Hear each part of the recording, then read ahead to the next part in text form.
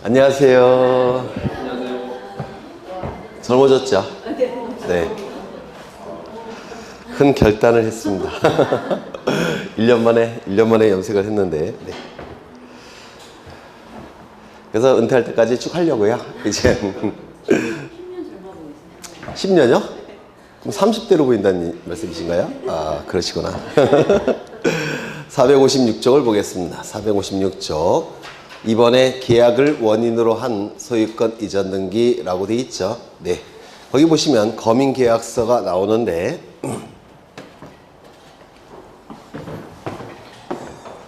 여기에 이러한 부동산이 있고 소유자는 갑입니다. 갑이 을과 매매 계약을 체결합니다. 소유권 이전 등기까지 이루어지게 되면 갑이 가진 소유권은 을의 소유권으로 변동이 될 겁니다. 이때 갑과 을은 등기 의무자, 등기 권리자로서 등기 신청 시 등기를 신청을 할 겁니다. 공동 신청이 원칙이죠. 이때 일정한 경우에는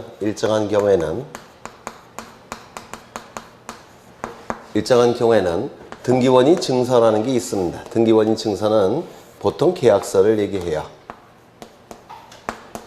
등기 원인을 증명하는 서류라는 뜻입니다.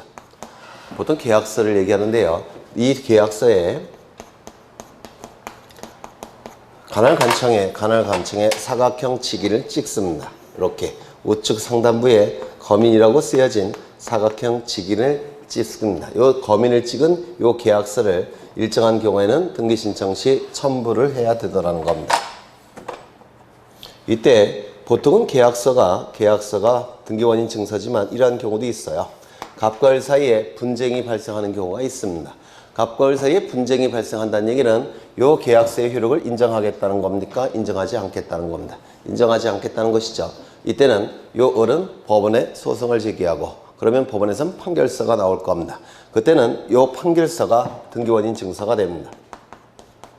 갑과 을 사이에 분쟁이 발생했을 때는 그 분쟁은 갑과 을 사이에 쓰여진 이 계약서의 효력을 인정하지 않겠다는 뜻이에요. 따라서 이때는 요 을이 법원에 소송을 제기하고 판결서가 나오면 이때의 등기원인 증서는 계약서가 아니라 판결서가 돼버려요. 요 판결서일 때도 등기원인이 계약이라고 한다면 요 판결서에 거민을 찍어야 됩니다. 이렇게 거민을 찍은 판결서를 등기 신청 시 첨부를 해야 돼요. 등기원인이 계약이라고 한다면. 그렇죠. 이게 만약에 판결서일 때 거민을 찍을 필요가 없다라고 한다면 이 거민은 행정부의 고유한 판단 영역인데 판결서일 때 거민을 찍을 필요가 없다라고 한다면 사법부의 판단이 행정부의 판단을 대신하는 결과가 발생합니다. 따라서 등기원인이 계약이라고 한다면 등기원인 증서가 판결서일지라도 판결서에 거민을 찍어야 된다는 겁니다. 이때 거민을 찍을지 여부는 형식적 요건의 구비 여부만을 판단합니다. 형식적 요건을 구비했는지 여부만을 판단합니다. 즉 형식적으로만 심사한다는 뜻입니다. 실질적 심사가 아니라 형식적으로만 심사를 한다는 뜻이에요. 이때 요 일정한 경우는 어느 경우냐? 요건이 되겠죠. 첫 번째, 등기원인이 계약일 때 요 판결서가 나왔다는 얘기는 이 등기원인의 계약의 효력을 인정하겠다는 겁니다. 요 판결서가 나왔다는 얘기는 등기원인이 계약일 때. 두 번째, 등기의 목적이 소유권 이전 등기를 목적으로 할 때. 세 번째, 부동산에 관하여. 네 번째, 실체관계와 부합하는 등기를 위해서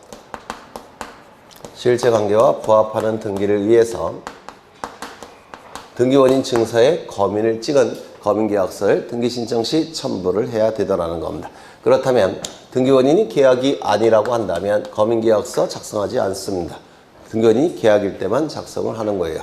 그렇다고 한다면 여기가 등기원인이 계약이 아니라 법률 규정에 의한 물권 변동이라든지 단독행위가 된다면 거민계약서 제출하지 않습니다. 계약일 때만 거민계약서 작성해서 제출하는 겁니다. 등기의 목적이 소유권 이전 등기를 목적으로 할 때만 거민계약서를 작성합니다. 따라서 소유권 이전 등기가 아니라고 한다면 거민계약서 제출하지 않아요. 소유권 이전의 가등기, 전세권 등기, 저당권 등기, 지상권 등기 이러한 등기 신청할 때는 거민계약서 제출하지 않습니다. 부동산일 때만 거민계약서를 작성을 해요. 따라서 부동산이 아니라고 한다면 검인계약서 작성하지 않습니다. 예를 들어서 선박등기, 선박 또는 공장재단, 저당, 공장재단 이럴 때는 검인계약서 작성하지 않습니다. 실체관계와 부합하는 등기를 위해서 검인계약서를 작성하는 겁니다. 따라서 갑과 을 중에 하나가 강공서라고 한다면 거짓의 등기가 나타날 가능성은 없다라고 봐요. 그래서 국가나 지방자치단체가 등기를 촉탁할 때는 검인계약서 작성하지 않습니다. 이때 그 요건은 요 네 가지가 되는 것이지, 건물의 준공 여부 또는 등기부가 존재하는지 여부, 등기부 존재 여부 이런 것들은 검인의 요건이 되지를 못합니다. 따라서 미완성 건물도 요 네 개의 요건을 충족한다면 검인계약서 작성을 하는 거예요. 꼭 건물이 완성될 필요는 없다는 겁니다. 건물의 준공 여부는 따지지 않기 때문에 그렇습니다. 또한 등기부 존재 여부도 따지지 않아요. 따라서 미등기 부동산이라고 하더라도 이 요건을 충족한다면 검인계약서 당연히 작성해서 제출하는 겁니다. 또한 토지거래 허가를 받았다고 한다면,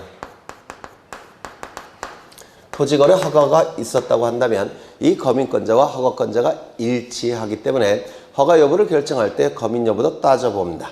따라서 토지거래 허가를 받았다고 한다면 검인계약서 별도로 작성하지 않습니다. 이런 것들이 이제 출제가 이루어지게 됩니다. 그렇다면 거기 보시면 계약을 원인으로 한 소유권 이전 등기 나와 있는데, 거기 1번에 보시면 계약을 원인으로 라는 문구 있죠. 등기 원인이 계약일 때만 검인계약서 작성합니다. 그 다음에 소유권 이전 등기를 신청할 때, 등기의 목적이 소유권 이전 등기를 신청할 때 검인계약서를 작성하는 겁니다. 여기는 언급되지 않았지만 우리는 부동산 공시법령을 보고 있죠. 따라서 부동산일 때만 당연히 검인계약서 작성하는 겁니다. 또한 등기부의 내용은 정확한 내용만 기록되어야 되니까 당연히 실체관계와 부합할 목적으로 검인계약서를 작성하는 겁니다. 책에는 언급이 없지만, 그 다음에 2번을 보시면 판결서 또는 판결과 같은 효력을 갖는 조서인 때에도 당연히 검인을 받아야 된다. 사법부의 판단이 행정부의 판단을 대신할 수가 없기 때문에 판결서라고 할지라도 등기 원인이 계약일 때는 당연히 검인계약서 작성해서 제출해야 됩니다. 3번을 보시면 형식적 심사권만 있으며 이렇게 돼 있죠. 그래서 형식적 요건의 구비 여부만을 판단합니다. 실질적 요건은 따지지 못해요. 등기관은 형식적 심사권밖에 등기관이 아니죠. 네, 그때는 형식적 요건의 구비 여부만을 따진다. 이것도 좀 기억해 두셔야 됩니다. 이런 것들도 기억해 두셔야 돼요. 건물의 준공 여부 또는 등기부 존재 여부는 따지지 않는다는 것. 또한 토지거래 허가를 받았다고 한다면 별도의 검인을 찍을 필요가 없다는 것. 그러면 그 밑에 표가 있는데 왼쪽에 검인을 받을 필요가 없는 경우 요거를 하나씩 이해를 해 보겠습니다. 이런 거 외우시는 게 아니라 하나씩 따져보는 거예요. 1번 경매, 공매, 상서, 수용, 시효취득. 뭐죠? 법률 규정에 의한 물권 취득이에요. 법률 규정에 의한 물권 취득이니까 등기 원인이 계약은 아니죠. 따라서 검인계약서 작성하지 않습니다. 2번 소유권 포기, 이거는 뭐죠? 단독행위입니다. 단독행위. 따라서 검인계약서를 작성하지 않습니다. 소유권 이전에 가등기라고 되어 있죠. 소유권 이전 등기를 목적으로 할 때만 검인계약서 작성합니다. 소유권 이전 등기가 아닌 등기일 때는 검인계약서 작성하지 않을 겁니다. 3번을 보시면 국가나 지자체가 계약의 일방 당사자인 경우 실체관계와 부합하겠죠. 따라서 별도로 검인을 작성하지 않습니다.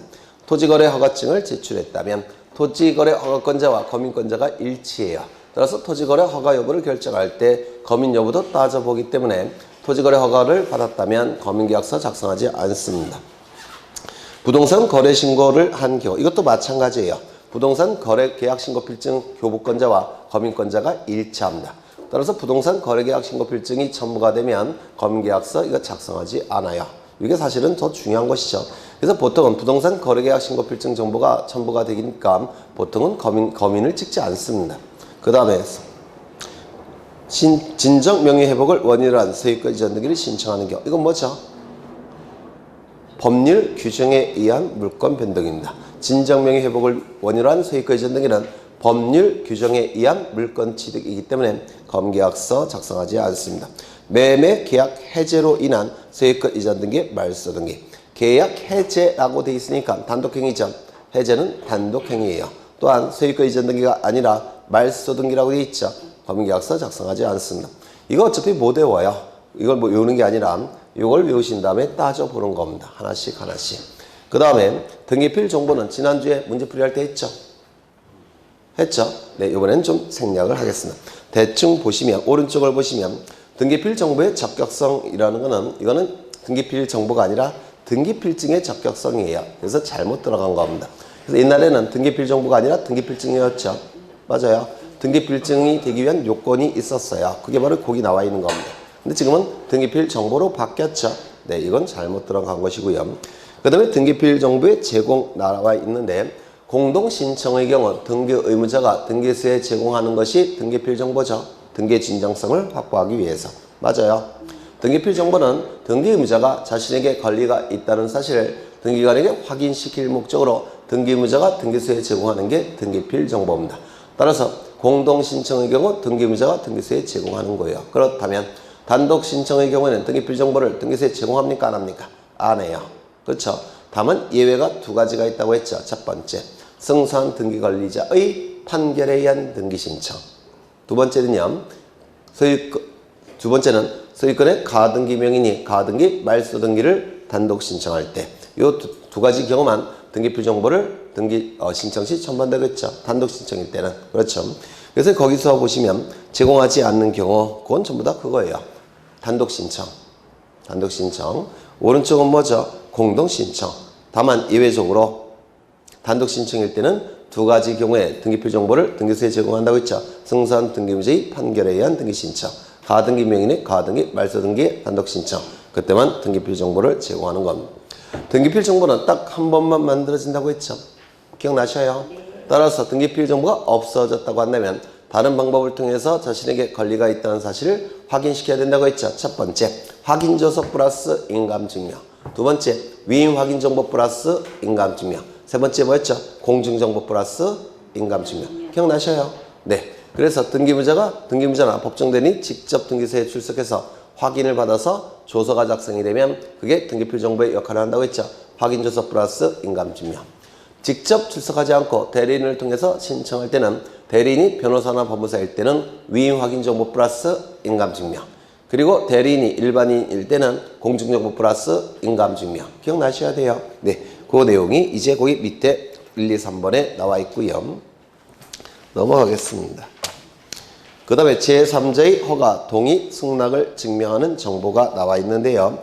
거기 보시면 농지증이 나와 있죠. 농지증. 농지증은 전면적인 문제라기보다는 보통 5개의 지문 중에서 하나씩 이렇게 들어가요. 그럼 이 농지증은 첫 번째, 농지일 때만 첨부한다고 했는데 기억나셔요? 두 번째, 자신의 의지로 농지를 취득할 때만 농지증을 첨부한다고 했습니다. 세 번째, 농지를 새로이 취득할 때만 첨부한다고 했습니다. 네 번째, 취득은 소유권 이전 등기의 형식으로 취득할 때만 농지증을 첨부한다라고 했는데 얼핏 기억나실까요? 네 가지. 그렇다면 농지가 아니라고 한다면 농지증 첨부하지 않겠죠? 자신의 의지에 의해서 취득한 게 아니면 농지증 첨부하지 않을 겁니다. 새롭게 취득한 것이 아니면 농지증 첨부하지 않을 거예요. 소유권 이전 등기 형식이 아니라면 농지증 첨부하지 않을 겁니다. 맞아요. 그렇다고 한다면 첫 번째, 도시지역 내의 농지는 농지로서 보호를 받을 필요가 있을까요? 없을까요? 네? 도시지역 안에 있는 농지는 농지의 기능을 상실하겠죠. 그건 투자 아니겠습니까? 재산 증시. 따라서 도시지역 안의 농지는 농지증을 첨부하지 않습니다. 도시지역 안의 농지는 농지증을 첨부하지 않습니다. 두 번째, 농지 전용 협의가 이루어졌다면 농지증 첨부합니까? 첨부하지 않습니까? 농지 전용 협의가 이루어졌다는 얘기는 뭐냐면 농지였는데 농지 아닌 것으로 전용하기로 국가기관 간의 협의가 끝났다는 겁니다. 국가기관 간의 협의가 끝났다는 거예요. 그럼 더 이상 농지입니까? 아닙니까? 농지가 아니죠. 농지증 첨부하지 않을 겁니다. 맞아요. 그렇죠. 세 번째, 이거 했던 거예요. 다. 농지 전용 허가가 이루어졌다는 겁니다. 이때는 농지증 첨부할까요? 안 할까요? 이게 행정법상의 허가의 개념이 문제가 되는데요. 이 농지 전용 허가는 뭐냐면 농지였는데 농지 아닌 것으로 전용하기로 허가가 났다는 겁니다.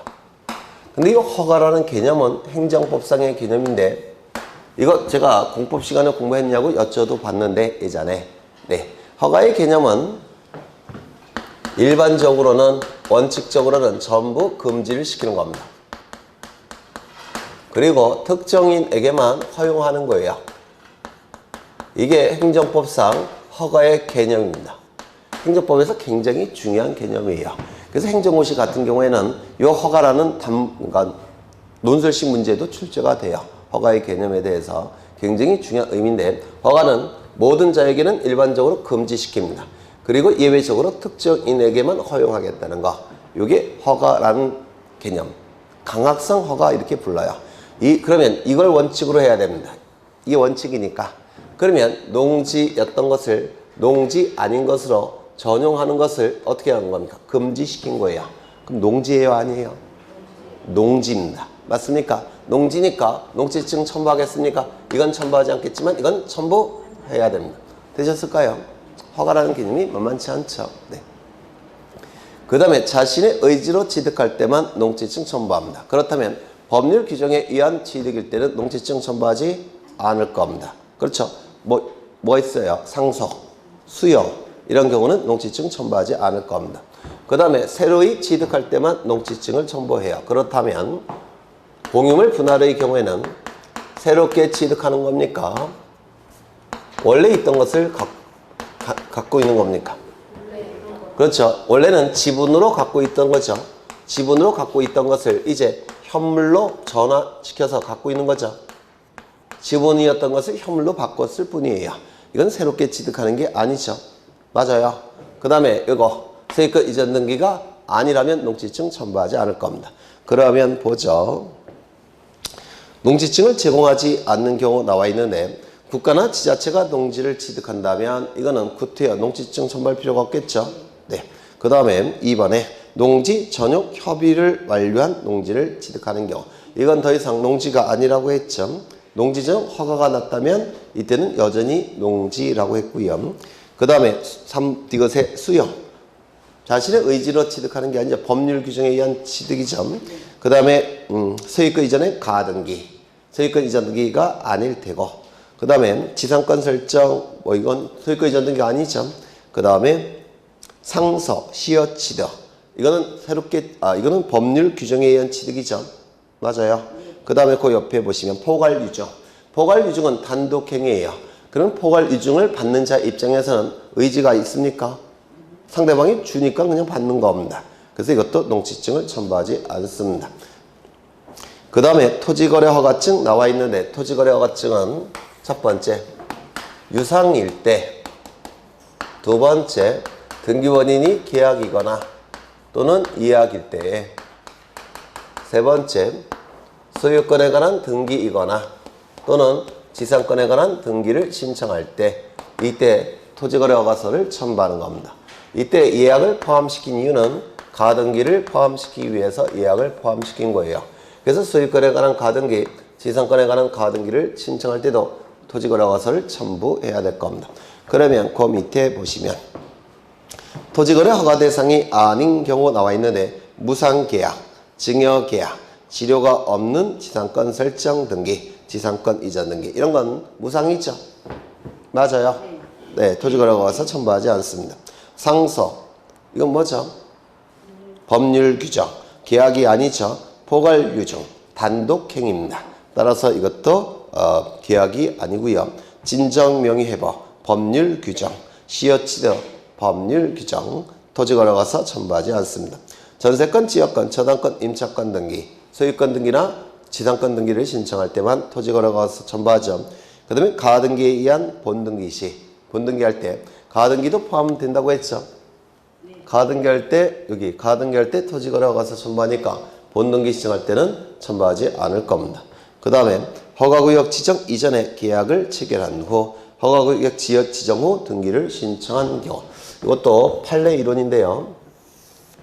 시간이 이렇게 흘러가는데 이 시점은 토지거래 허가구역으로 지정된 시점이에요.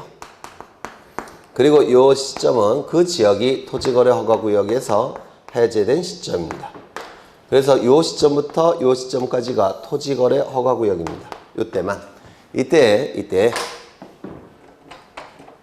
계약도 토지거래 허가구역일 때 계약이 체결돼야 되고 등기를 신청할 때도 토지거래 허가구역일 때 등기를 신청해야지만 토지거래 허가서를 첨부하는 겁니다. 계약 체결 시점도 토지거래 허가구역이어야 되고 등기를 신청할 때도 토지거래 허가구역이어야 돼요. 그렇다면 토지거래 허가구역이 아닌 시점에 계약을 체결했습니다. 그런데 등기를 신청할 때는 토지거래 허가구역이더라는 겁니다. 이때는 토지거래 허가서 첨부합니까? 안 합니까? 안 합니다. 또는 계약을 체결할 때는 토지거래 허가구역이었어요. 그런데 등기를 신청할 때는 토지거래 허가구역이 아닙니다. 토지거래 허가서 첨부할까요? 안 할까요? 안 해요. 이건 민법에서도 출제될 가능성이 있는 판례죠. 조금 더 올라가 볼까요? 시간이 이렇게 흘러갑니다. 이 시점은 토지거래 허가구역으로 지정이 됐어요. 그리고 이 시점은 토지거래 허가구역에서 해제가 됐습니다. 그래서 이 시점은 토지거래 허가구역이에요. 그런데 나중에 토지거래 허가구역으로 다시 지정이 됐습니다. 그리고 다시 해제가 됐어요. 뭐 장난치는 것도 아니고. 네. 이때가 토지거래 허가구역이었습니다. 그런데 계약이 이때 체결됐다는 겁니다. 그리고 등기 신청은 이때 이루어졌다는 겁니다. 이때 토지거래 허가서 첨부할까요? 안 할까요? 기출문제예요. 기출문제. 네? 첨부 안 합니다. 왜냐면 해제가 이루어졌으니까 이 계약은 처음부터 토지거래 허가구역이 아닌 시점에 계약이 체결된 것으로 간주합니다. 무슨 말인지 아시겠죠?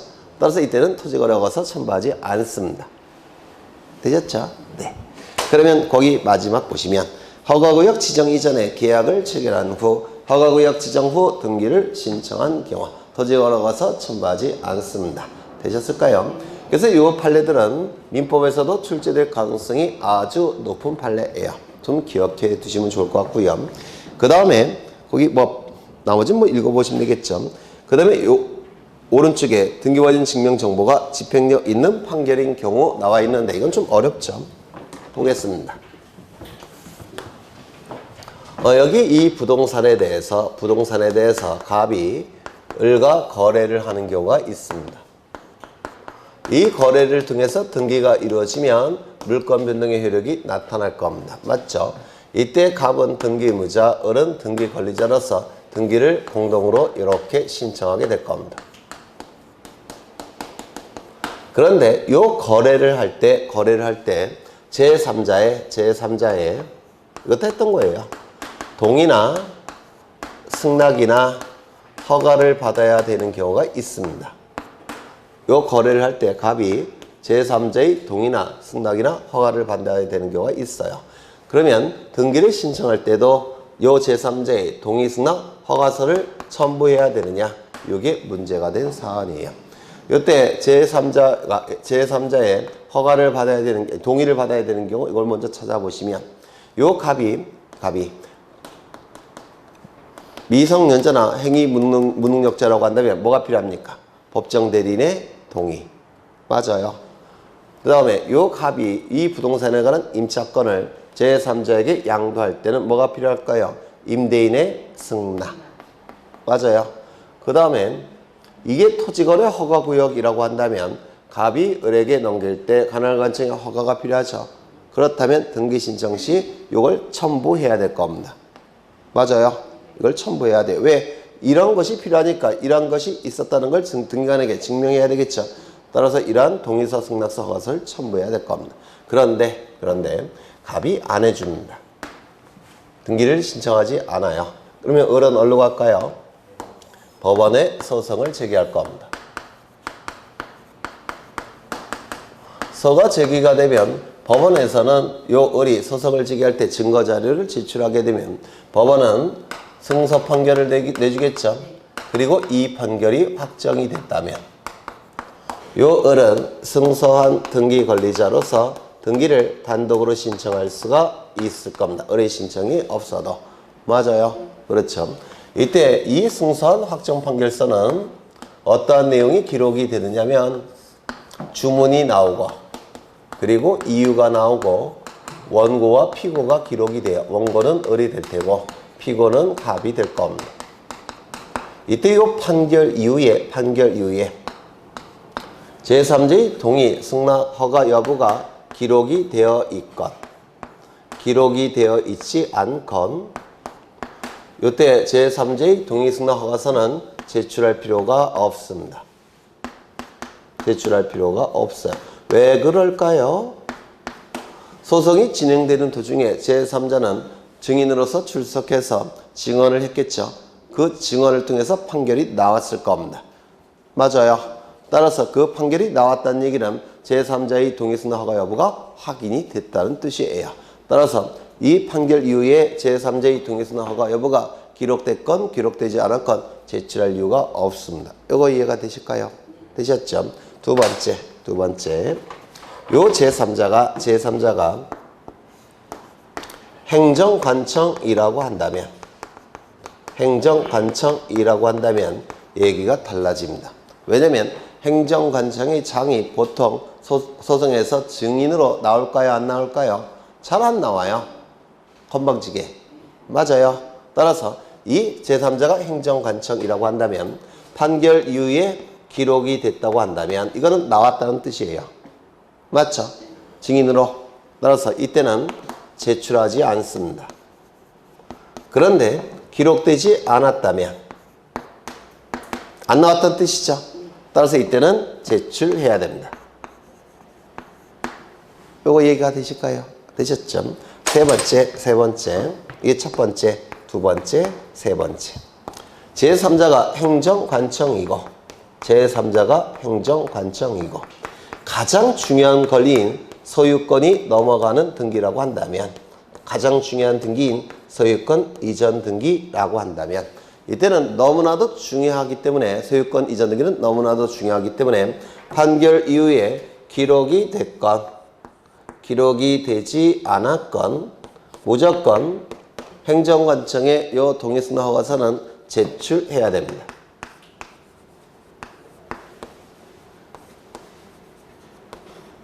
제출해야 돼요. 그럼 어디서 갈리는 건가요? 여기서. 그렇죠. 네. 그래서 이걸 다 외우시면 좋겠지만 다 못 외우신다면 이 두 가지만이라도 좀 기억해 두셔야 돼요. 즉 행정관청이라는 단어도 안 나오고 그 다음에 소유권 이전 등기라는 단어도 안 나온다면 제출할 필요가 없습니다. 맞아요.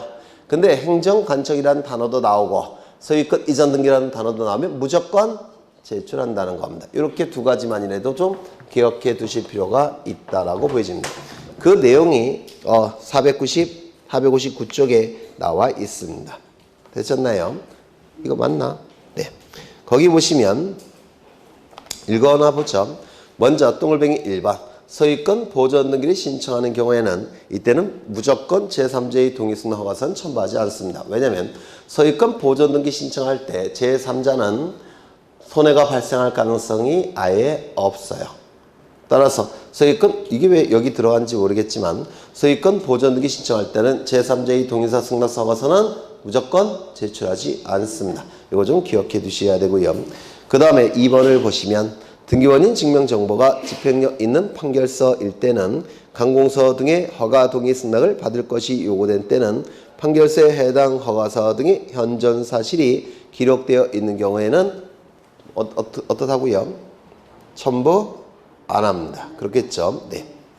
거기 뭐가 나왔어요? 관공서라는 문구가 나왔죠? 맞아요. 관공서라는 문구가 나오면 행정관청을 얘기해요. 기록되어 있다면 첨부하지 않는다는 뜻이에요. 그 다음에 그 밑에 보시면 다만 소유권 이전 등기 신청의 경우에 해당 관공서의 허가서 등의 현존 사실이 판결서에 기록되어 있는 경우라도 허가서 등을 반드시 제출해야 된다. 보시면 행정관청이 나오고 소유권 이전 등기 나오면 무조건 제출한다 이렇게 돼 있죠. 근데 여러분이 혼자 공부하시기는 그 문장들이 쉽지 않죠. 그냥 이렇게 써두셔야 될 거예요. 이게 더 정확합니다. 그 다음에 대리권을 증명하는 정보는 뭐 읽어보시면 될 테고 주소 증명 나오는데 주소 증명을 보겠습니다. 이것도 여러 번 한 건데 이 주소 증명 정보는 누구만이 첨부한다고요? 등기 명의되는 등기 관리자만 첨부한다고 했죠. 등기 명의되는 등기 관리자만 주소 증명 정보와 주민등록 증명 정보를 첨부한다고 했는데 기억나셔요? 나시죠? 다만 소유권 이전 등기만큼은 등기 의무자도 무엇은 첨부한다고 했죠? 주소 증명 정보를 첨부한다고 했죠? 기억나셔요? 네. 그래서 그 정도 보시면 될 테고요. 그 다음에 넘어가겠습니다. 거기 보시면 거기 주민등록번호, 부동산 등기용 등록번호를 증명하는 정보가 나와 있는데 똑같죠? 누구만 첨부한다고요? 등기 명인이 되는 등기 관리자만 첨부하겠죠? 다시요. 주소 증명 정보와 주민등록 증명 정보는 누구만이 첨부한다고요? 등기 명인이 되는 등기 관리자만 첨부하죠. 다만 소유권 이전 등기에서는 등기 의무자도 무엇은 첨부한다고요? 주소 증명 정보를 첨부한다고 했습니다. 그 다음에 거기에 부동산 등기용 등록번호라는 개념이 나오는데 외국인은 주민번호가 있습니까? 없죠. 하지만 등기부에 등기명이 될 수가 있죠. 또한 법인은 주민번호가 있습니까? 없죠. 등기부에 이름이 올라갈 수 있죠. 비법인 사단재단은 주민번호가 없죠. 다만 등기부에 이름이 올라갈 수 있죠. 그렇다면 외국인, 법인, 비법인 사단재단 같은 단체들은 주민번호가 없기 때문에 주민번호를 기록할 수가 없게 돼요. 대신 주민번호 역할을 하는 번호가 있는데 이를 부동산 등기용 등록번호라고 얘기합니다. 주민번호의 역할을 하는 번호, 부동산 등기용 등록번호라고 부르는데요. 이 부동산 등기용 등록번호의 부여기간, 이건 외우셔야 돼요. 이거는 단수 남기고 출제도 이루어지고 있습니다. 이건 뭐 이해할 게 아니라 그냥 외우시면 될 테고요. 그 다음에 인감증명을 보겠습니다. 인감증명.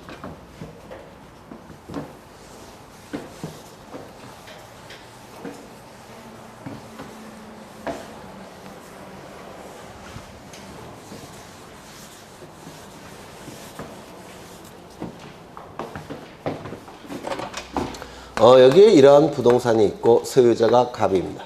이것도 뭐 3번 이상 했죠. 갑이율과 매매 계약을 체결합니다. 소유권 이전 등기까지 이루어지면 갑이 가진 소유권은 의뢰 소유권으로 변동이 될 겁니다. 우리민법 186조에 의해서. 이때 매도인 갑은 소유권을 상실할 겁니다. 따라서 등기만 놓고 형식적으로 판단한다면 불이익이 발생을 할 거예요. 이러한 자를 우리 등기법에서는 등기 의무자라고 부릅니다. 등기가 이루어지면 매수인 을은 소유권을 취득할 겁니다. 따라서 등기만 놓고 형식적으로 판단한다면 이익이 발생할 테고 이러한 자를 우리 등기법에서는 등기 관리자라고 부릅니다. 등기 의무자와 등기 관리자는 등기소에 가서 등기를 공동으로 신청하게 될 겁니다. 이때 이 등기 신청인은 등기를 신청할 때 등기 신청 정보라는 것을 등기소에 제출을 합니다. 등기 신청 정보라는 것을 등기소에 제출하는데 이 신청 정보는 전자 신청일 때는 컴퓨터 파일 형태로 제출하는 것이고 방문 신청일 때는 종이 형태로 제출합니다. 그래서 방문 신청을 전제로 하는 개념이에요. 이때 등기 신청 정보에는 등기 관리자를 기록하는 칸도 있고 등기 의무자를 기록하는 칸도 있어요. 등기 관리자는 을이 될 테고 등기 의무자는 갑이 될 겁니다. 그리고 도장도 찍을 겁니다. 신청 정보에 도장도 찍혀 있을 거예요. 이때 등기 의무자가 갑이 찍은 요 도장이 진짜 등기 의무자 갑의 도장인지를 살필 수 있는 증명 자료. 이를 인감증명이라고 불러요. 여기 등기 의무자 갑의 도장이 진짜 갑이 진짜 도장인지를 살필 수 있는 살필 감자예요. 감독한다 할 때 그 감자고요. 살필 수 있는 증명 자료.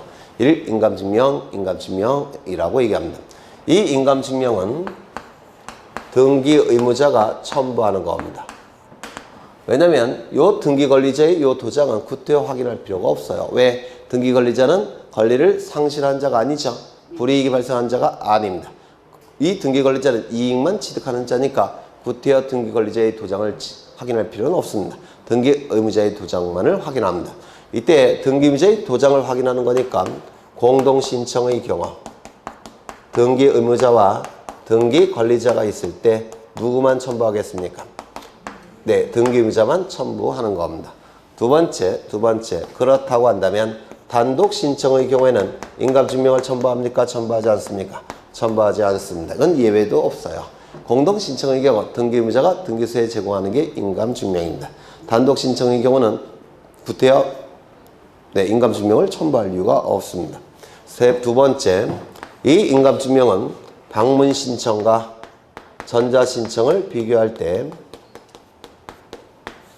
방문 신청의 경우만 도장을 찍을 수 있겠죠. 전자 신청은 컴퓨터 파일 형태니까 도장을 찍을 수가 없어요. 그래서 방문 신청의 경우에만 인감증명을 첨부하는 겁니다. 전자 신청은 인감증명을 첨부하는 게 아니에요. 대신 인감증명의 역할을 하는 게 있었죠. 뭐죠? 공인 인증서 정보.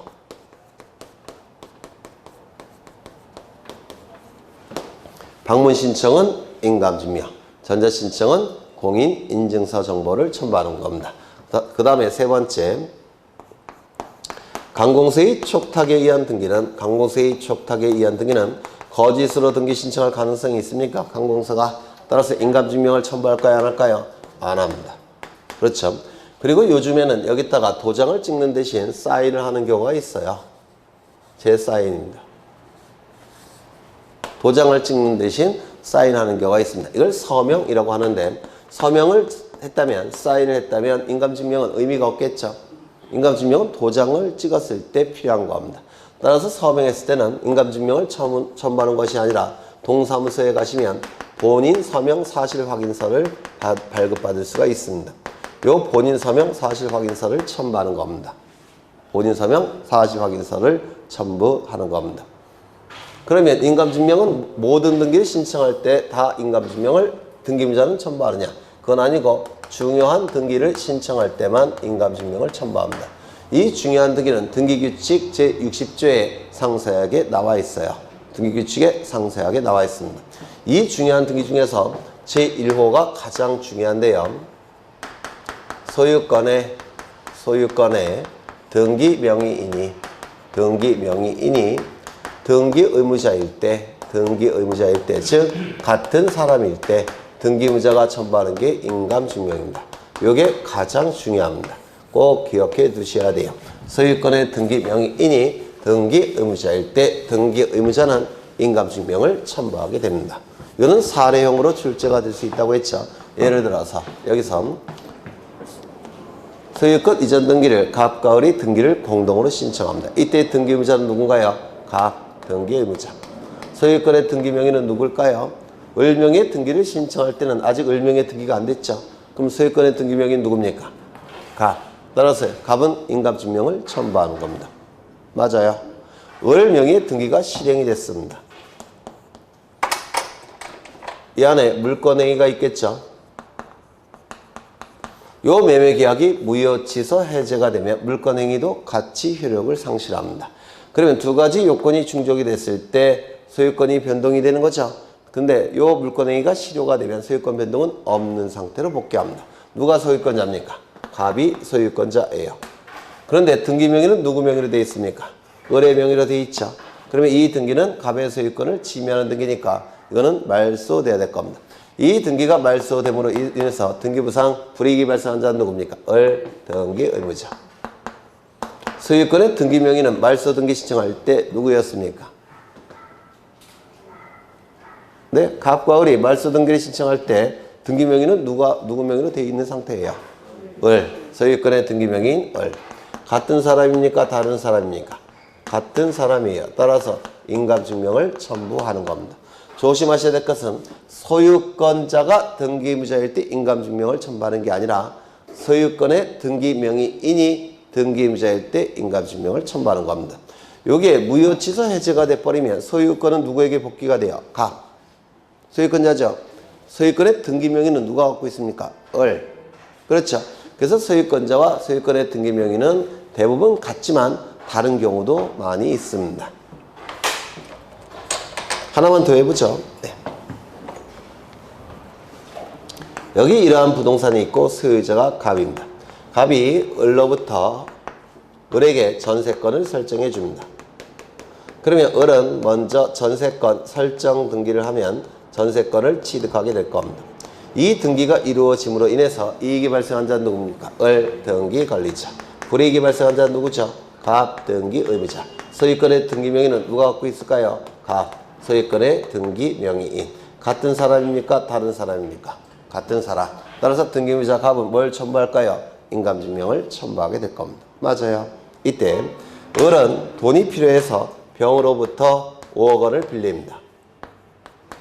그냥 안 빌려주겠죠? 담보를 요구할 거예요. 그래서 을이 병에게 저당권을 설정해 줄 겁니다. 그러면 병은 자신의 전세권에 대해서 을의 전세권에 대해서 저당권 설정 등기를 할 테고 저당권을 취득하겠죠. 병이 취득하는 권리는 뭐죠? 전세권부 저당권. 맞아요. 이 등기가 이루어짐으로 인해서 이익이 발생한 자는 누굽니까? 병 등기 관리자. 불이익이 발생한 자는 누구죠? 을 등기 의무자. 소유권의 등기 명의는 누굴까요? 갑 소유권의 등기 명의. 같은 사람입니까? 다른 사람입니까? 다른 사람이죠. 따라서 을은 인감증명 첨부합니까? 안 합니까? 첨부하지 않을 겁니다. 다른 사람이니까. 맞아요. 더 해보죠. 이것이 변제가 됐더라는 겁니다. 5억이 변제가 됐어요. 그러면 병의 저당권은 소멸될 테니까 이 등기는 어떻게 돼야 될까요? 말소가 돼야 되겠죠. 이 등기가 말소됨으로 인해서 등기만 넣고 볼 때 불이익이 발생한 자는 누굽니까? 병 등기 의무자. 이익이 발생한 자는 누군가요? 을 등기 관리자. 소유권의 등기 명의는 누굽니까? 갑 소유권의 등기 명의. 같은 사람입니까? 다른 사람입니까? 다른 사람이죠. 따라서 인감증명 첨부합니까? 안 합니까? 안 할 겁니다. 이렇게 사례형으로 출제가 돼요. 이건 외워도 전혀 의미가 없습니다. 등기임자가 누군지, 소유권의 등기 명의인이 누군지 찾아보셔야 돼요. 같은 사람이면 첨부하는 것이고 다른 사람이면 첨부하지 않습니다. 하나만 더 보죠. 여기 이런 부동산이 있고 소유자가 갑입니다. 갑이 을에게 소유권에 관한 가등기를 설정해 줍니다. 그러면 요 을은 소유권에 관한 가등기가 이루어질 텐데 이 등기가 이루어짐으로 인해서 이익이 발생하는 자는 누굴까요? 을 등기 관리자. 불이익이 발생하는 자는 누굴까요? 갑 등기 의무자. 소유권의 등기 명의는 누구죠? 갑이겠죠. 소유권의 등기 명의. 같은 사람입니까? 다른 사람입니까? 같은 사람. 따라서 등기임자 갑은 가등기 신청할 때 인감증명을 첨부해야 됩니다. 맞아요. 그렇죠. 두 번째, 요 가등기를 말소해야 되겠다는 겁니다. 이 가등기가 말소됨으로 인해서 불이익이 발생한 자는 누굴까요? 을 등기 의무자. 이익이 발생한 자는 누굴까요? 갑 등기 관리자. 소유권의 등기 명의는 누가 갖고 있습니까? 갑이 갖고 있죠. 갑이 소유권의 등기 명의인이에요. 을은 가등기 명의를 갖고 있는 것이지 소유권이 아니죠. 그렇죠. 그래서 이렇게 등기소에 가서 가등기 말소 등기를 신청하게 될 겁니다. 그러면 이 원칙에 입각한다면 이 을은 인감증명 첨부합니까? 안 합니까? 안 하겠죠. 왜? 등기의무자 을, 소유권의 등기 명의는 갑. 다른 사람이니까 인감증명 첨부하지 않죠. 그런데 문제는 갑과 을이 등기신청서를 등기소에 제출할 때 등기의무자 을의 도장을 등기관은 확인할 필요가 있을까요? 없을까요? 있습니다. 그 이유는 소유권에 관한 가등기는 자본주의 사회에서 너무나도 중요한 재산적 권리이기 때문에 재산권이기 때문에 요 을의 의사를 확인할 필요가 있습니다. 그래서 예외적으로 인감증명을 첨부하는 겁니다.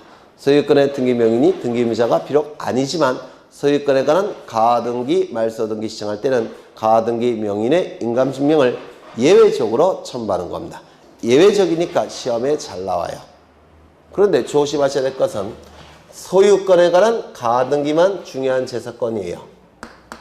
따라서 여기가 소유권이 아니라 전세권에 대한 가등기, 그럼 뭐 지상권에 관한 가등기, 저당권에 관한 가등기 신청할 때는 인감증명 첨부하지 않습니다. 원칙으로 돌아가서 뭐만 인감증명 첨부한다고요? 소유권에 관한 가등기, 말소등기 신청할 때만 인감증명을 첨부하는 겁니다.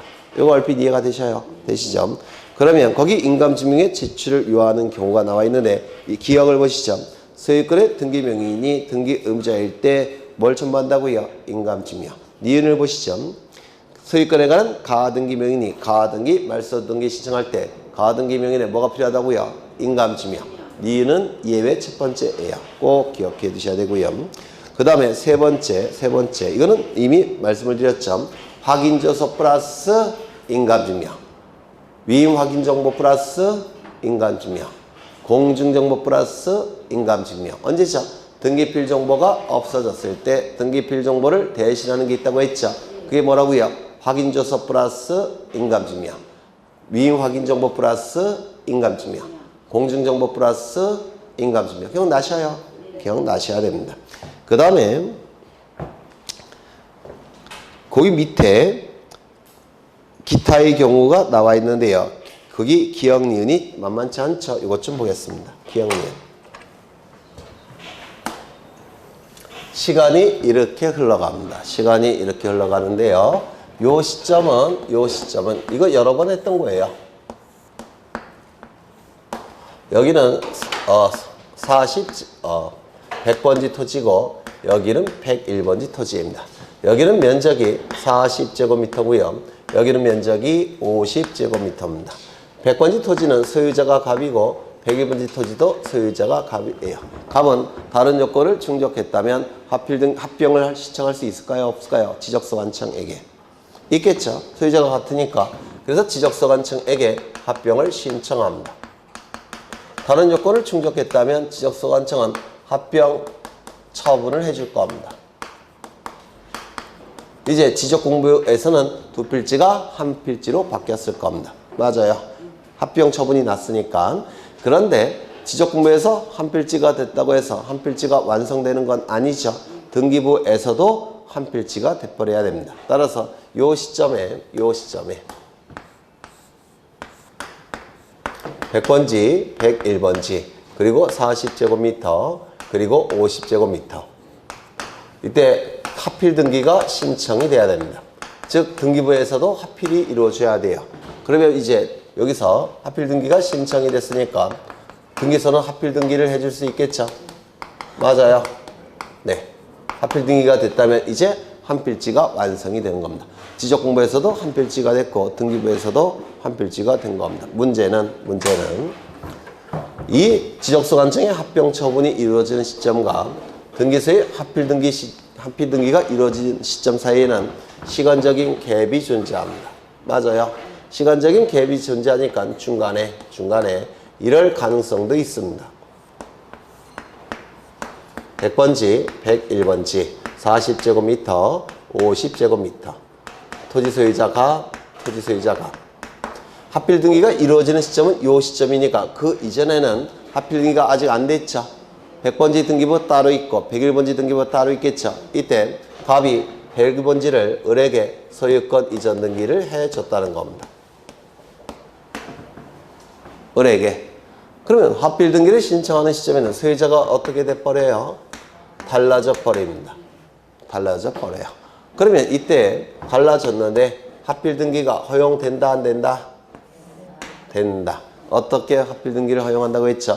요 부분을 지분으로 전환시키고 요 부분을 지분으로 전환시킨다고 했죠. 그래서 공유로 해서 갑의 집은 얼마? 9분의 4.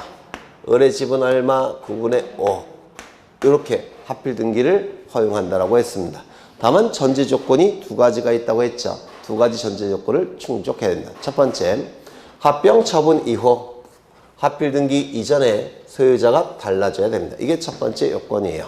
합병 절차 이후 하필 등기 이전에 소유자가 달라져야만 공유로 하는 하필 등기가 가능합니다. 두 번째, 여기에 만약에 A가 저당권이 있다라고 한다면 이때 A는 손해가 발생할 여지가 있죠.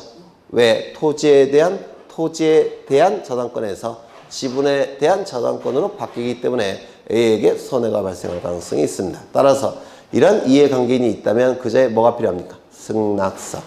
승낙서가 있어야 됩니다. 이거 얼핏 기억나시죠? 여러 번 한 거니까 두 개의 요건 뭐라고 해요? 첫 번째, 합병 절차 이후 하필 등기 이전에 소유자가 달라졌을까? 두 번째, 이해관계인의 승낙이 있을까? 이 두 개의 요건을 충족할 때는 합필 등기를 허용합니다. 어떻게? 공유로 하는 합필 등기를 허용하게 됩니다. 그렇다면 갑과 을이 합필 등기를 신청할 텐데요. 이때 갑과 을은 이렇게 소유하는 것과 이렇게 소유하는 것은 어느 것이 더 이익이 된다고 했습니까? 이렇게 소유하는 게 더 이익이에요. 이렇게 되었지만 거래가 좀 더 잘 이루어질 테고 나중에 팔 때 그리고 또요 거래가 더 잘 되고 값도 제값을 받을 수가 있습니다. 이거는 좀 힘들어져요. 그렇죠?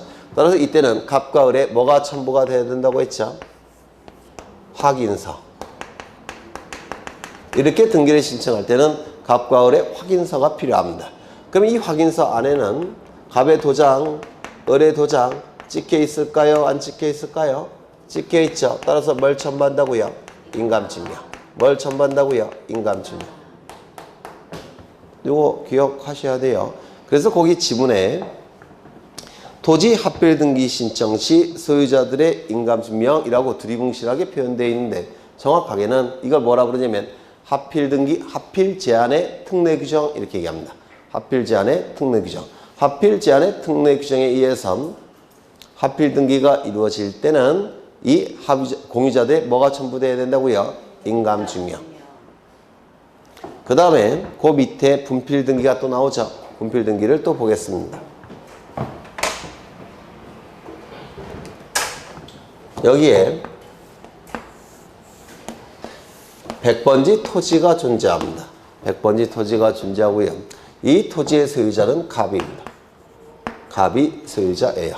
갑이 을에게 용의권을 설정해 줍니다. 따라서 을은 용의권을 가지고 있는 자입니다. 지상권이나 전세권을 예로 드시면 돼요. 용의권을 취득한 자인데요. 문제는 을의 용의권은 100번지 토지 전체에 대한 용의권 아니고요. 그 일부에 대한 용의권이다라는 겁니다. 용의권은 부동산 일부에도 존재할 수 있죠. 그렇죠. 이때 요 갑이 이 100번지 토지를 분필을 하고자 합니다. 분필 등기를 하고자 해요. 그러면 등기소에 분필 등기 신청 정보를 등기소에 제공해야 되겠죠. 이 분필 등기 신청 정보에는 요 100번지 토지가 두 필지로 나눠진다는 내용이 기록되어 있을 겁니다. 요 100번지가 유지는 이쪽은 100번지, 이쪽은 이렇게 분필 등기 신청하는 겁니다. 이쪽은 100번지, 이쪽은 100의 1번지 이렇게 쪼개질 겁니다. 그럼 100번지 토지가 100번지와 100의 1번지로 이렇게 나눠질 텐데요. 을의 이 용익적 권리는 어느 쪽 등기부에 기록이 돼야 될까요? 100의 1번지에 기록이 돼야 되겠죠. 을의 용익권은 100의 1번지 등기부에 기록이 돼야 될 겁니다. 그런데 여기가 도로가 나 있다라고 한다면 갑은 이쪽으로 옮기고 싶은 생각이 들까요? 안 들까요? 들겠죠. 따라서 이때는 을의 확인서를 첨부해야 됩니다. 을의 확인서를 받아서 첨부를 해야 돼요. 이쪽에 존재한다는 걸. 되셨죠? 그럼 이 확인서 안에는 을의 도장이 찍혀 있을까요? 안 찍혀 있을까요? 찍혀 있겠죠? 이때 뭘 첨부한다고요? 인감증명. 이걸 얘기하는 겁니다.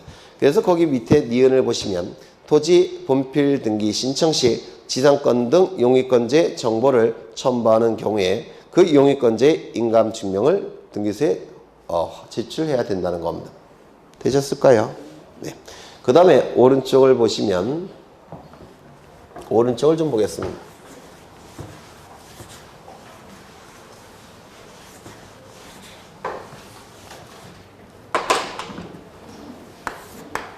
여기에 이러한 부동산이 있는데 소유자는 갑입니다.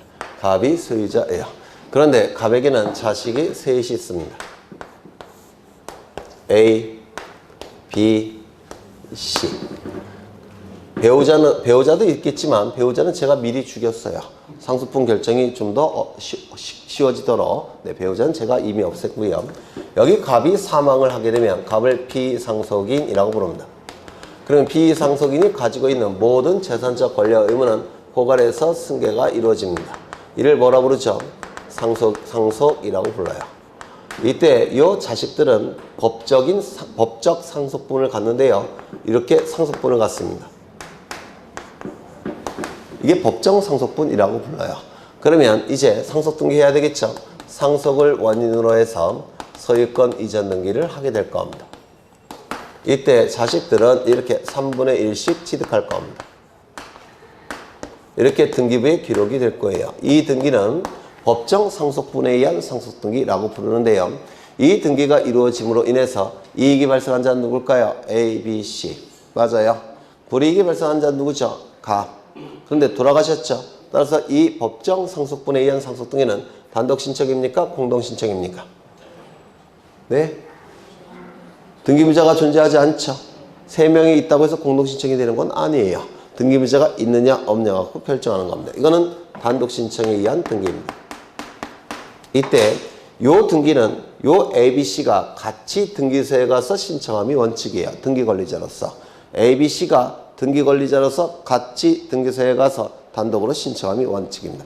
이때 상속인 1인이 자신의 지분만에 대해서 상속등기 신청할 수 있다 없다? 요것만 상속등기 신청할 수 있다 없다? 없다. 상속인 1인이 전원 명의로 상속등기 신청할 수 있다 없다? 이거는 있다라고 했습니다. 기억나시죠? 그럼 이 등기가 된 다음에 무슨 일이 일어났느냐면 요 A가 맞은데 B와 C를 부릅니다. 불러서 이렇게 얘기를 해요. 내가 30년 동안 고시 공부를 했는데 30년 동안 고시 공부하다 보니까 재산 하나도 없고 재산이 없으니까 배우자도 없겠죠. 당연히 우리나라 현실에서는 배우자도 없고 그런데 재산은 지내야 되겠고 그러니 이 아파트는 내가 가지면 안 되겠느냐라고 동생들에게 얘기합니다. 그러면 배우자를 대동하지 않았다면 동의해 주겠죠? 배우자를 대동해서 만났다면 동의 안 해주겠죠? 맞아요. 네. 그래서 이게 형제들끼리 뭐 동의할 수 있으니까 동의를 해줬다는 겁니다. 아이고, 이쪽이 아니라 이쪽에. 이걸 뭐라고 부르냐면 상속재산 분할협의라고 부릅니다.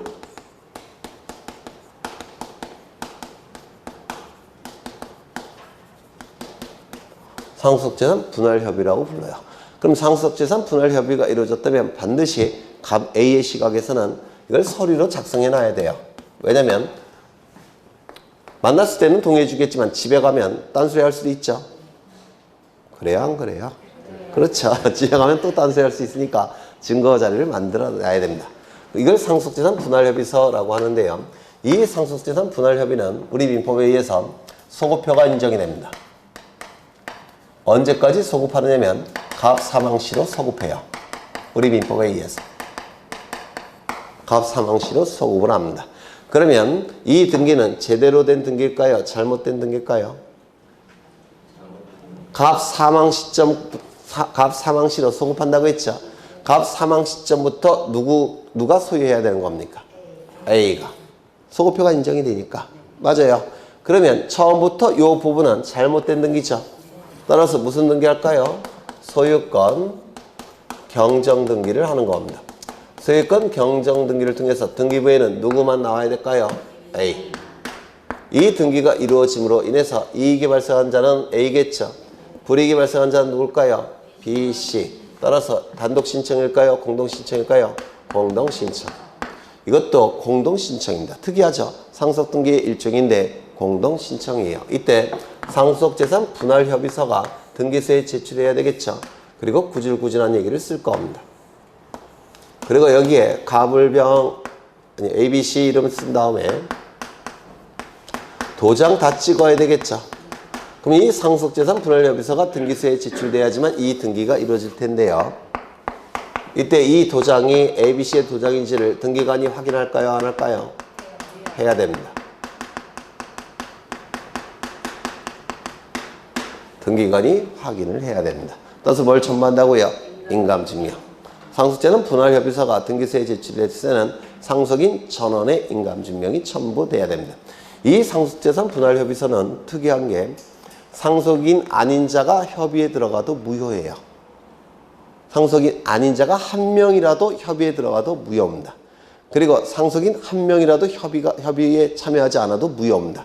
따라서 이 상속재산 분할협의서는 전부 다 도장과 인감증명이 반드시 첨부돼야 됩니다.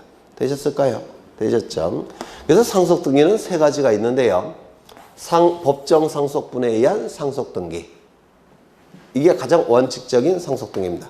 두 번째는 상속재산 분할 협의로 인한 소유권 경정등기. 세 번째는 갑의 이름에서 곧장 이거를 거치지 않고 상속재산 분할 협의를 합니다. 곧장. 그 다음에 분할 협의를 통해서 상속등기를 하게 돼요. A로 이렇게 이루어지는 상속등기는 세 가지가 있습니다. 그래서 법정 상속분에 의한 상속등기, 그 다음에요 상속재산 분할 협의로 인한 소유권 경정등기, 그 다음에 상속재산 분할 협의로 인한 상속등기, 이렇게 세 가지가 존재합니다. 그러면 책을 보시면 거기 10번이 디귿인가? 글씨가 이렇게 작아서 디귿. 협의 분할에 의한 상속등기를 신청하는 경우에는 분할협의서의 날인한 상속인 전원에 뭐가 첨부되어야 된다고요? 인감증명. 그렇죠. 그 다음에 그 밑에 보시면 제3자의 동의서나 허가서가 등기소에 제출이 될 때는 그 사람의 도장을 확인해 봐야 되겠죠. 따라서 뭘 첨부할까요? 인감증명. 그 다음에 그 밑에 보시면 거기 참고가 있는데요. 거기 그걸 보시기 전에 밑에 2번에 제출하여야 되는 인감증명이 있습니까? 인감증명이 있죠. 거기 보시면 법정 대리인이 등기를 신청할 때는 법정 대리인의 인감증명을 첨부합니다. 본인의 인감증명이 아니에요. 왜냐하면 법정 대리인이 존재한다는 얘기는 본인이 좀 아프다는 얘기죠. 그러면 신청서에는 본인의 도장이 찍혀 있을까요? 아니면 법정 대리인의 도장이 찍혀 있을까요? 법정 대리인의 도장이 찍혀 있을 겁니다. 따라서 법정 대리인이 등기를 신청할 때는 법정 대리인의 인감증명을 첨부하는 겁니다. 이거 이해가 되실까요? 그런데 임의 대리인은 얘기가 달라집니다. 임의 대리인은 본인이 아픈 상태입니까? 정상적인 상태입니까? 정상적인 상태. 맞아요. 따라서 등기 신청서에는 본인의 도장이 찍혀 있을까요? 임의 대리인의 도장이 찍혀 있을까요? 본인의 도장이 찍혀 있을 겁니다. 그리고 임의 대리인은 서류만 등기소에 제출하는 것이죠. 대리 신청. 맞아요. 그런데 임의 대리인이 등기 신청에 대리권만 갖고 있는 게 아니라 뭐도 갖고 있냐면 처분 권한도 갖고 있더라는 겁니다. 그럼 보통의 임의 대리인이 아니죠. 맞아요. 처분 권한도 위임받았다는 겁니다. 그러면 이때 대리인은 등기만 신청하는 건 아니고 처분할 수도 있죠. 대리인으로서.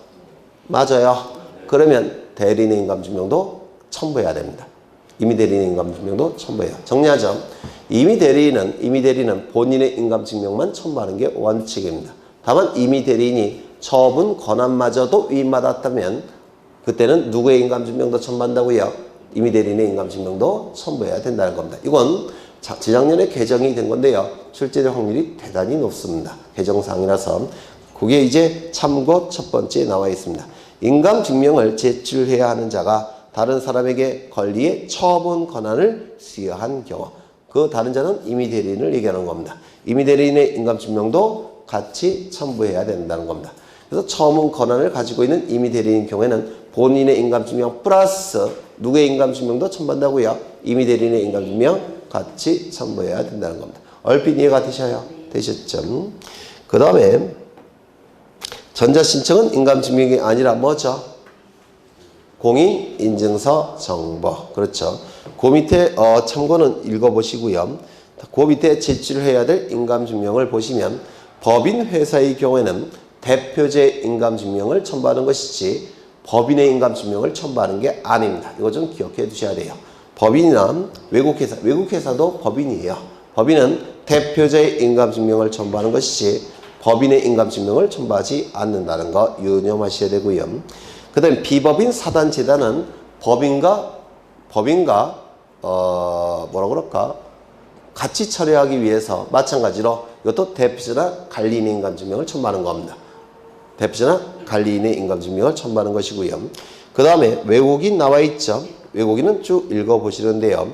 거기 니은의 셋째 줄에 재외공간공증법이라는 단어가 나옵니까? 그 다음에 거기 재외국민에서도 재외공간공증법이라는 단어가 나왔습니까? 그 밑줄 치십니다. 그냥 법 이름만 알아두셔요. 법 이름만. 출제되기는 좀 어렵겠지만 그 다음에 혹시 몰라서 이것도 개정사항이에요. 개정사항이라서 법 이름은 좀 알아두십니다. 그 다음에 인감증명의 유효기가 나와 있는데 발행일로부터 3월입니다. 그렇다면 발행일자가 누락된 인감증명은 효력이 있을까요? 없을까요? 없어요. 왜요? 3월이 경과된지 여부를 확인할 수가 없기 때문에 그럴 겁니다. 그 다음에 사용 용도가 나와 있는데 인감증명은 두 가지 종류가 있습니다. 첫 번째, 부동산 매도형 인감증명이라는 것도 있고요. 두 번째, 부동산 비매도형 인감증명이라는 것도 있습니다. 이렇게 두 가지 종류의 인감증명이 존재하는데 여기서 매도용이라는 얘기는 요 매자가 매매라는 뜻이에요. 그리고 이 도자는 넘길 도자인데요. 넘길 도자. 그러면 매매를 통해서 넘어가는 것은 뭐죠? 소유권이죠. 맞아요. 따라서 이 도자는 소유권 이전 등기를 얘기하는 겁니다. 그러면 매도용 인감증명의 의미는 뭘까요?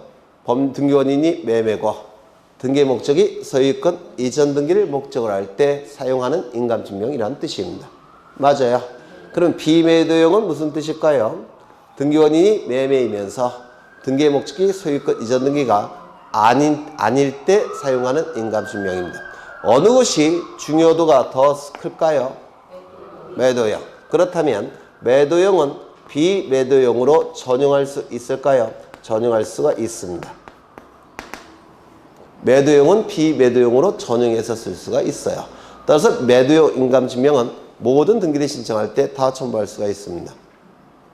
그러면 비매도용은 매도용으로 전용할 수 있을까요? 없을까요? 이거는 안 돼요. 등기원이 매매고 등기를 목적으로 소유권 이전 등기를 목적으로 할 때는 무조건 매도용을 첨부해야 됩니다. 되셨을까요? 네, 요걸 잘 따져보셔요. 그 내용이 나와 있을 테고요. 여기까지 보고 좀 쉬죠? 네, 좀 쉬겠습니다.